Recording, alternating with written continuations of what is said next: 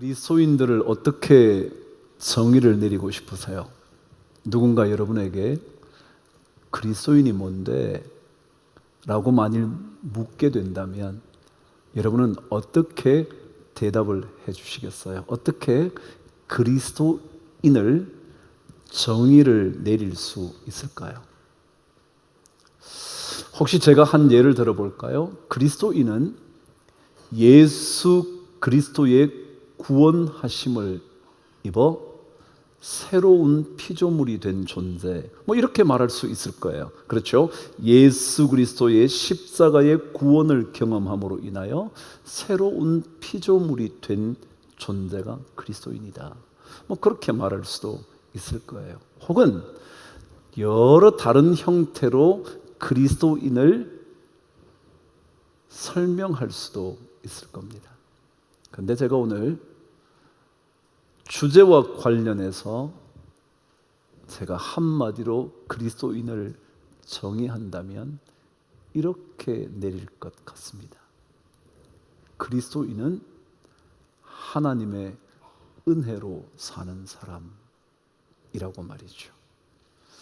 하나님의 은혜, 주님의 건지시는 은혜, 성령의 도우시는 은혜로 살아가는 사람을 가리켜 그리스도인이라 우리는 말할 수 있을 겁니다. 아시는 것처럼 은혜라는 것은 값없이 주어지는 선물이라는 뜻입니다. 값없이.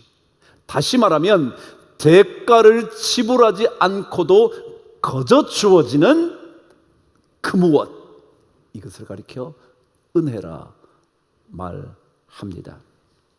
그런데 더 정확하고도 명료하게 은혜를 말한다면 은혜는 그리스도인들에게 생명과도 같은 것입니다. 왜냐고요? 그리스도의 건지시는 은혜가 없으면 우리는 살았지만 죽은 존재거든요. 그래서 그리스도의 살리심의 은혜를 받아서 우리가 생명을 얻어서 새로운 피조물이라 그렇게 말할 수 있다는 거죠. 여러분 한번 근데 생각해 보십시오. 은혜가 없다면 사실 인생은 점점 더 메말라 갑니다. 은혜가 없으면 인생은 점점 더 시들어 갑니다. 그러다가 마침내 죽음에 이를 수도 있습니다. 은혜라는 것은 사람과의 관계에서도 꼭 필요합니다. 은혜가 없으면 관계는 깨어집니다. 한번 생각해 보십시오. 부모와 자식 간의 관계에서 은혜가 없으면 부모와 관계, 자식과의 관계 아무런 상관이 없습니다.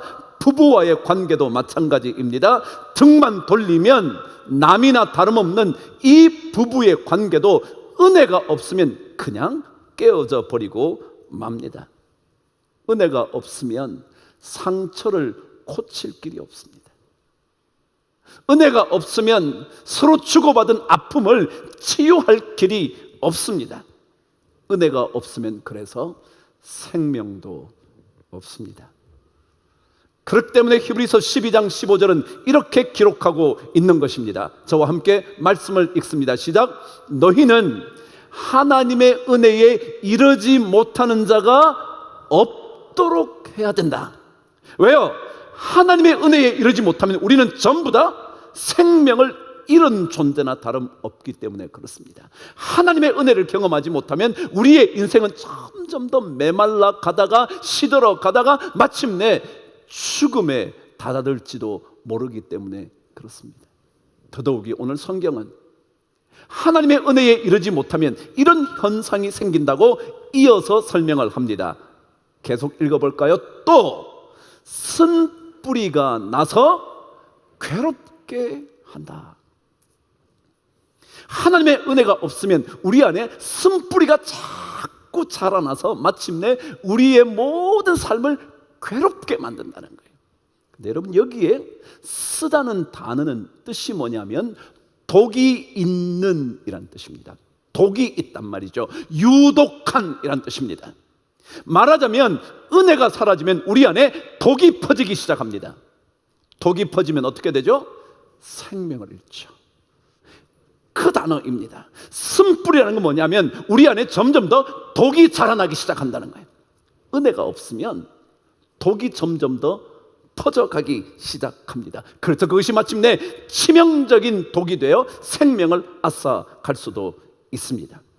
여러분, 은혜 없는 관계는요 너무 무섭습니다.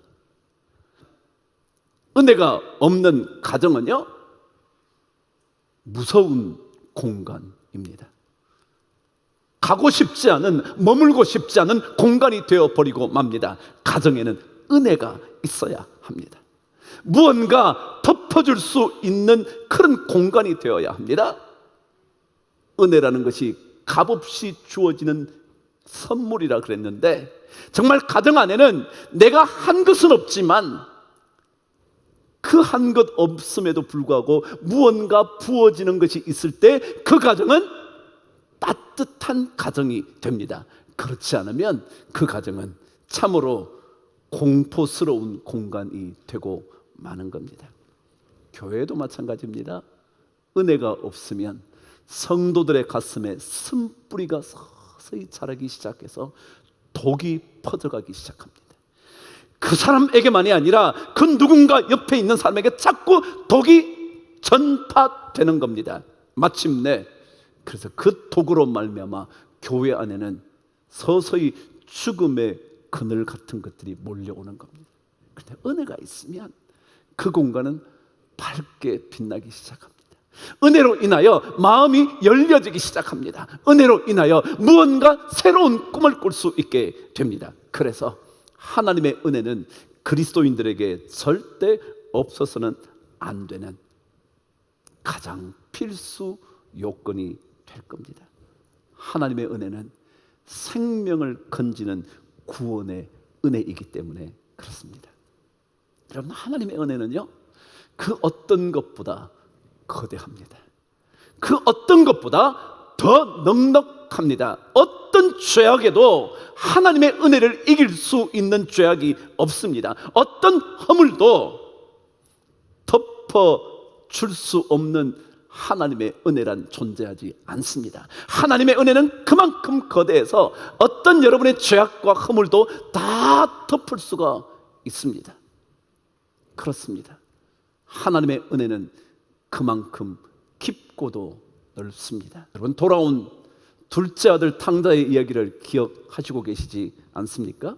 그는 아버지 생전에 유산을 요구합니다. 이 말은 무슨 의미냐 하면, 유산이라는 것은 아시는 것처럼 죽음에 이르렀을 때, 아니 죽고 난 다음에 주어지는 자식에게 보여지는 은혜 같은 거거든요. 그런데 생전에 요구한다는 것은 무슨 뜻이냐면, 아버지 당신의 목숨은 죽든지 살든지 나랑 아무런 관계가 없습니다. 나는 오직 당신이 남길 재산에만 관심 있습니다. 그 말입니다. 여러분, 한번 생각해 보세요. 아버지의 죽음은 관심도 없고 그분이 언제 떠나시든지 아무런 상관도 하지 않는 자식에게 유산을 물려주고 싶은 마음이 있으세요? 그런 마음이 쉽게 일어날까요? 아무리 후덕한 아버지라 할지라도 그리 쉽지만은 않을 것 같습니다. 그런데 자식을 향한 부모의 사랑은요 그렇지 않아요. 당신이 죽든 말든 난 관계없어, 돈이나 내놔 라고 말해도요 부모는요 내놔요. 그게 부모의 사랑과 은혜예요. 그 유산을 받아 떠나간 자식을 늘 그리워합니다. 문 밖에 서서 계속 아들을 기다립니다. 옛날 말에도요 문에 기대어 자식이 돌아오기를 기다리며 바라본다고 말했습니다. 의문지망이라 그랬습니다. 의문, 문에 기대어서 바라보고 있는 겁니다. 유산만 갖고 떠나버린 그 자식을 문기대어 기다리는 부모, 그게 부모님의 은혜입니다. 그렇습니다. 은혜라는 것은 언제나 우리의 악함보다 더 깊고 넓습니다. 찬송가도 그렇게 말합니다. 내 주 하나님 넓고 큰 은혜는 저 큰 바다보다 깊다고. 그런 겁니다. 하나님의 은혜는 그만큼 거대합니다. 사도 바울은 로마서 5장 20절에서 죄가 더한 곳에 은혜는 더욱더 넘쳤다 말합니다. 이게 하나님의 은혜의 특징입니다. 아무리 죄가 많아도요, 아무리 우리 안에 거대한 죄악이 자리 잡고 있다 할지라도요, 하나님의 은혜는요, 하나님의 용서하시는 은혜는요, 그것보다 훨씬 더 거대해서 모든 것을 덮어버릴 수 있습니다. 마침내 둘째 아들이 되돌아옵니다. 맨발로 뛰어나간 그 아버지, 모든 것을 탕진해버리고 죄악으로 망해버린 인생을 새롭게 지어주시려는 아버지의 은혜가 그곳에 기록되어 있습니다. 그런데요, 이런 은혜를 제대로 깨닫지 못하면 끔찍한 질문을 합니다. 이렇게요. 하나님의 은혜가 그렇게 커? 그럼 우리는 아무렇게나 살아도 되겠네? 하나님의 용서하시는 사랑이 그렇게 크다면 우리는 마음껏 죄 지어도 되겠네? 왜요? 하나님의 용서하시는 은혜가 크니까요 라고 말한다는 겁니다. 은혜가 크니까 죄 짓는 것이 무슨 상관이겠냔 말이죠. 용서받을 테니 더 큰 죄를 지어도 괜찮다고 말하는 겁니다. 더 죄 가운데 머물러 있어도 상관이 있겠냐라고 말한다는 겁니다. 여러분 정말 그런가요? 아니죠. 여러분 신앙은요, 이론적으로 믿는 것이 아니에요. 이론은 맞아요. 왜요? 이론은 이런 겁니다. 하나님의 은혜가 우리의 죄악보다 크다면 우리가 아무리 죄를 지어도 상관이 없지. 이론적으로 딱 맞잖아요. 여러분이 어떤 죄를 지어도 다 용서받는데, 그렇다면 우리가 죄를 짓는들 무슨 상관이겠으며, 우리가 죄라는 낱말이 어디 필요가 있겠냐. 하나님의 은혜와 용서와 사랑만 있으면 되지 라고 말할 수 있다는 거예요, 이론적으로 생각하면. 그런데요, 신앙은 이론이 아니에요. 신앙은 직접 경험해 보는 거예요. 신앙은 하나님의 은혜를 경험해 보는 거예요. 말로 하는 게 아니에요. 경험해 보고 나면 그 은혜로 말미암아 죄악을 떠나고 싶은 거예요. 죄로부터 멀어지고 싶은 거예요. 죄를 지으려고 할 때마다 마음이 막 떨리는 거예요. 왜요? 은혜를 경험해 보면.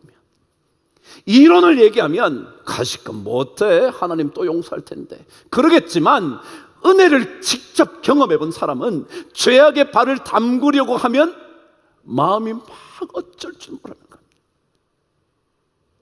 하나님의 은혜가 얼마나 큰지, 죄악으로 다가가고 싶어하는 그 마음이 얼마나 악하고 하나님의 마음을 아프게 하는지 자꾸 생각이 나서 죄로부터 멀어지게 되는 겁니다. 누가복음 7장에는 시몬이라는 한 바리새인이 예수님을 초청한 이야기 하나가 기록되어 있습니다. 그 시몬의 집에 예수님이 들어오셨는데, 들어오실 때부터 한 여인이 계속 뒤따라오면서 눈물을 쏟는 겁니다. 눈물을 쏟으면서 그녀의 머리카락으로, 그 눈물로 그분의 발을 닦기 시작을 하는 겁니다. 그러자 시몬 바리새인 그가 이렇게 말합니다. 당신이 만일 선지자라면 당신에게 손을 대는 그 여인이 얼마나 더러운 여인인지 당신 아실 텐데 라고 예수를 힐난하기 시작을 합니다. 그런데 주님께서 그때 이렇게 말씀하셨습니다. 너는 내가 들어올 때에 발 씻을 물도 주지 않았지만. 여러분, 그 당시 관습은 이렇습니다. 손님을 청했을 때 귀한 손님이 들어오면 그 종들이 나아가 그 손님의 발을 씻어 줍니다. 그 정도의 인물이 아니라면 적어도 발을 씻을 수 있는 물을 갖다 줍니다. 그러면 발을 스스로 씻고 안으로 들어오게 만드는 거죠. 그런데 시몬은 선지자라고 주님을 말하지만 존경의 마음이 없습니다. 발 씻을 물도 주지 않는 겁니다. 근데 주님 말씀하십니다. 너는 발 씻을 물도 주지 않았지만 이 여인은 들어올 때부터 내 발에 쏟은 눈물이 얼마나 되는지 그 눈물로 내 발을 적시고 그녀의 머리털로 나의 발을 닦고 있다고. 너는 나에게 입 맞춰 주지도 않았지만 이 여인은 내가 들어올 때부터 내 발에 입 맞추기를 그치지 않았다고. 너는 내 몸에 감람유도 뿌려주지 않았지만 이 여인은 가장 값진 옥합을 깨뜨려 내 몸에 부어주었다고.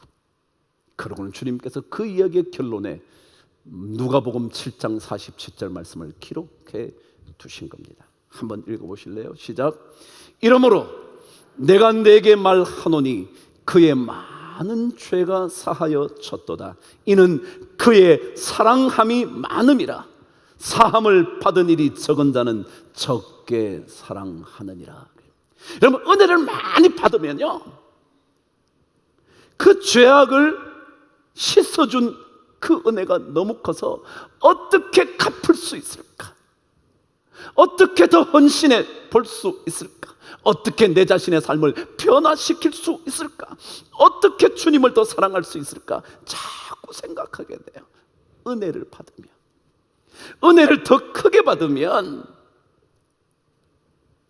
정말 죄악을 더 저질러도 괜찮다 생각하는 것이 아니라 하나님 앞에 내가 어떻게 더 드려질 수 있을까 생각하게 된다는 거죠. 이성으로만 신앙의 삶을 살면 은혜가 크기 때문에 어떤 죄도 용납되지라고 생각하지만 은혜를 직접 경험해 보면 죄를 떠나야 하고 죄로부터 멀어져야 하고 주님께 더 헌신해야 하고 주님께 대하여 더 가까이 나아가야겠다고 결단하게 돼요. 그래서 오늘 6장 2절은 이렇게 기록하는 겁니다. 읽어보실래요? 시작. 그럴 수 없느니라.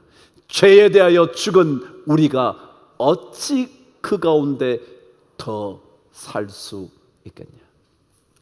은혜가 넘쳤으니, 죄가 더한 곳에 은혜가 넘쳤으니 더 죄 가운데 머물러 있어도 괜찮지 않냐라고 말할 때 그럴 수 없다, 그럴 수 없다.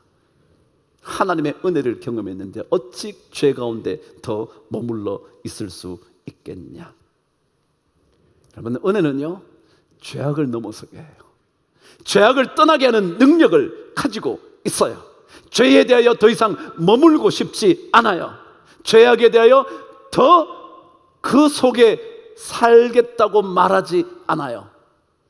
그래서 더 이상 죄의 종이 되고 싶어 하지 않죠. 오늘 말씀 6절은 그래서 이렇게 고백을 하는 겁니다. 저와 함께 읽어보실까요? 시작. 우리가 알거니와 우리의 옛사람이 예수와 함께 십자가에 못 박힌 것은 죄의 몸이 죽어 다시는 우리가 죄에게 종노릇하지 아니하려 함이라고.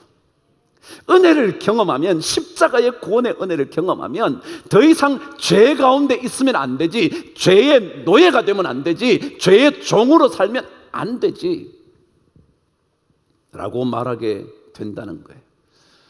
여러분, 죄의 종처럼 비참한 인생은 없어요. 그게 둘째 아들의 모습이에요.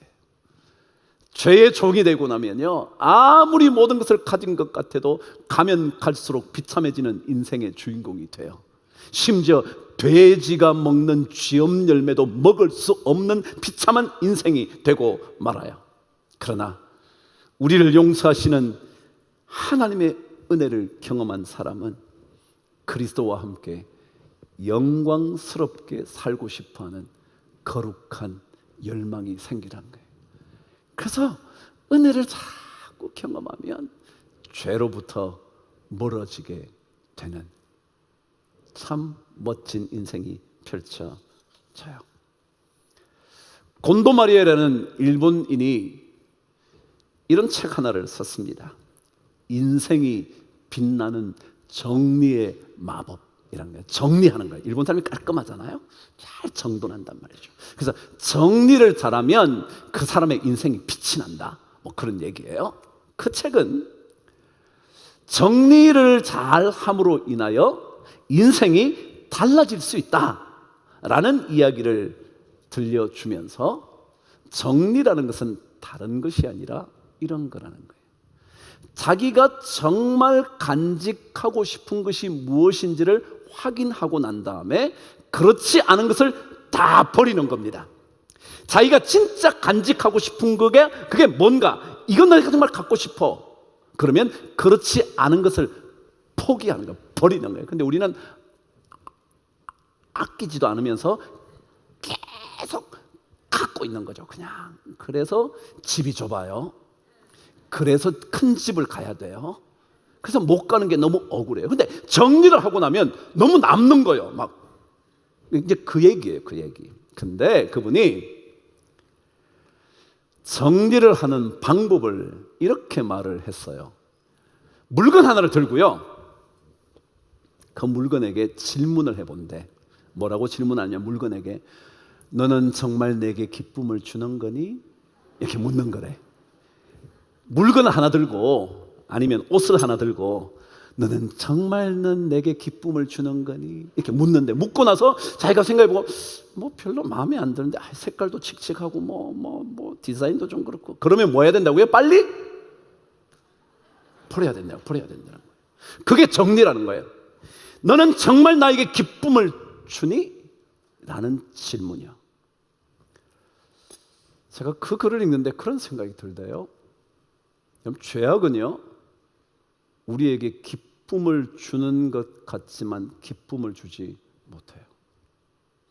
잠깐은 기쁨이 될지 모르지만요, 그것이 우리에게 진정한 기쁨을 주지는 못해요.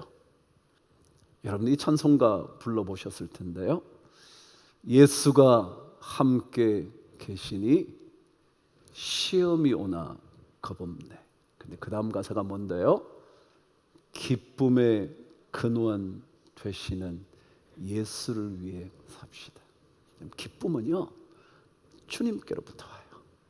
죄악이 우리에게 기쁨을 주지 않아요. 주님께로부터 진짜 기쁨이 와요. 그 기쁨을 경험하고 나면, 은혜의 기쁨을 누리고 나면 우리는 죄악을 버릴 수가 있어요. 죄악을 떠날 수 있어요. 그게 능력이에요. 근데 그 은혜의 기쁨을 맛보지 못하면 잠깐 줄 듯해 보이는 세상의 기쁨을 쫓아가요. 세상의 죄악의 쾌락을 쫓아가요. 왜냐하면 그것이 기쁨인 줄 착각하거든요. 그러나 이 은혜를 누리기 시작하면 내 안에 쓴뿌리가 사라집니다. 내 안에 독이 점점 더 사라져버리기 시작합니다. 나를 죽이려고 하는 독이요.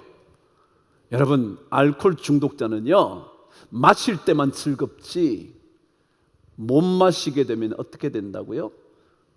고통스러워 죽는 겁니다. 손을 떨고요, 몸을 떨고요, 말도 제대로 못하고요, 몸도 못 가누고요. 마약하는 것도 똑같잖아요. 잠시는 콧대는요 황홀해 죽을 것 같아요. 그러나 여러분, 그렇지 않아요. 진짜 기쁨 아니거든요.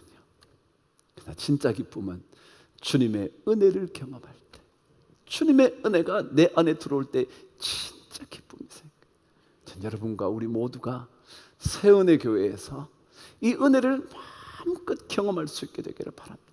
이론으로 은혜를 배우시는 그런 성도가 아니라 삶으로 경험함으로 인하여 죄악을 떠날 수 있는, 독을 벗어버릴 수 있는, 쓴뿌리가 끊어져 버리는 은혜가 꼭 있게 되기를 주의 이름으로 축복합니다.